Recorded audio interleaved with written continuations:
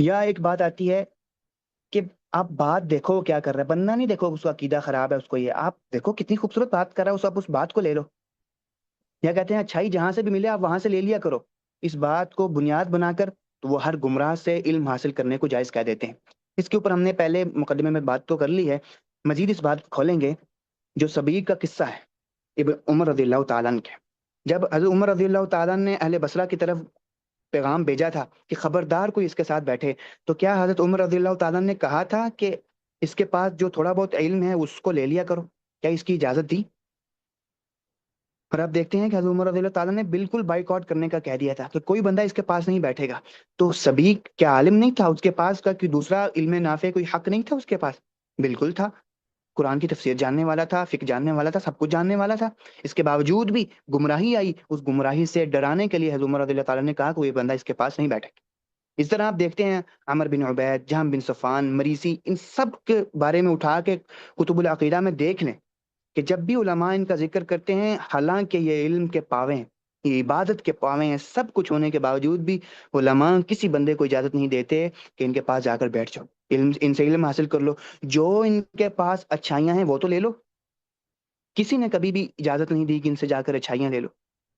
اور آج ہم دیکھتے ہیں کہ کسی کو کہہ دو کہ آپ جس کی فکر اپنائے ہوئے ہیں، جس کے آپ دین کے اوپر چل رہے ہیں، جس کی سوچ کے اوپر چل رہے ہیں، اس میں یہ خرابی ہیں، یہ اس کے اندر یہ میں کوتاہیاں ہیں، اس کا یہ عقیدہ خراب۔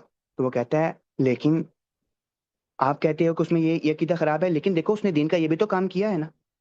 آپ اس کو جو مرضی خرابی گنواتے جائیں، عقیدے کی جو مرضی خرابی، یار وہ خلق قرآن کا قائل تھا لیکن اس نے یہ کیا، تو اس نے تفسیر کے اندر بہت ساری خرابیاں کی لیکن اس کا یہ ہے، لیکن اس کے یہ بھی دین کی خدمت ہے۔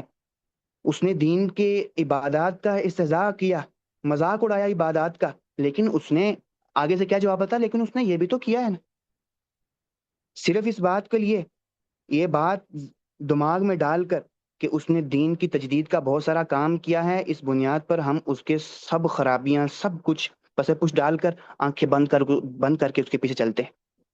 جس دین کو قائم کرنا ہے، جس دین کو نافذ کرنا ہے، جس دین کو لا کر نافذ کرنا ہے، وہ سارے دین کا تو اس نے مذاق بنا دیا۔ اس میں سے کچھ بھی نہیں جاننے والا، نہ تفسیر نہ فقہ، کچھ بھی نہیں۔ اگر نماز روزے کی بات کرتا ہے تو اس کا مذاق بناتا ہے۔ اس سب کے باوجود آپ کہتے ہیں کہ دین کو نافذ کر کے جس دین کا اس نے نافذ کرنا تھا، جو لانا تھا، اس کا تو اس نے مذاق بنا دیا۔ پھر آپ کون سا دین اس سے سیکھ رہے ہیں؟ کیا اس سے سیکھنا چاہتے ہیں؟ کون سی فکر سیکھنا چاہتے ہیں کہ جی جو فکر آپ کو بھی دین کا مذاق بنانے کے اوپر جری کر دے؟ اور آپ دیکھتے ہیں کہ ایسے لوگ، جو لوگ جدید مفکرین کے پیچھے چلتے ہیں، وہ علماء کا مذاق بنانے والے ہوتے ہیں کہ ان لوگوں کو، ان علماء کو پتہ ہی نہیں آج کل دنیا میں کیا چل رہا ہے، آج کل دنیا میں کیا مظالم ہو رہے ہیں، یہ علماء جاہل ہیں اور وہ سب عذر دینے والے ہوتے ہیں۔ وہ سمجھتے ہیں کہ جب تک یہ بندہ پوری طرح کافر نہیں ہو جاتا، چاہے دین عقیدے میں اس کی کوئی بھی خرابی ہے، جب تک یہ پورا کافر نہیں ہو جاتا ہم اس کو چھوڑیں گے نہیں۔ لیکن آپ عقیدہ کی کتب کو اٹھا کر دیکھ لیں، السنہ لحرب کرمانی اور بھی کوئی عقیدہ کی کتاب کو اٹھا کر دیکھیں، اس طرح آپ اصول السنہ امام احمد بن حنبل رحمہ اللہ کی اٹھا کر دیکھیں۔ امام احمد رحمہ اللہ فرماتے ہیں من ترک منها خصلة لم يقبلها ويؤمن بها لم يكن من اهلها۔ تو جو آگے عقیدہ جو بیان کرتے ہیں نا، فرماتے ہیں کہ اس عقیدے میں سے جس بندے نے ایک بات کو بھی چھوڑا، خصلتاً ایک بات، لم يقبلها اس کو قبول نہیں کیا، ويؤمن بها اس کے اوپر ایمان نہیں لے کر آیا، لم يكن من اهلها وہ ہم میں سے نہیں ہے، وہ اہل سنت میں سے ہو ہی نہیں سکتا ہے۔ اور آپ دیکھیں یہاں سارے کا سارا عقیدہ بگڑا ہوا ہے، سب عقیدے کے اوپر آنکھیں بند کر کے، فقہ کا کوئی آنا نہیں ہے ان کے پاس، تفسیر کا کوئی ایک حرف نہیں ہے، ان سب باتوں کو پیچھے کر کے کیا لیتے ہیں، ان کے پاس انہوں نے دین کو تجدید کیا۔ کون سا دین؟ جس کا انہوں نے مذاق بنایا ہے، نعوذ باللہ من ذالک۔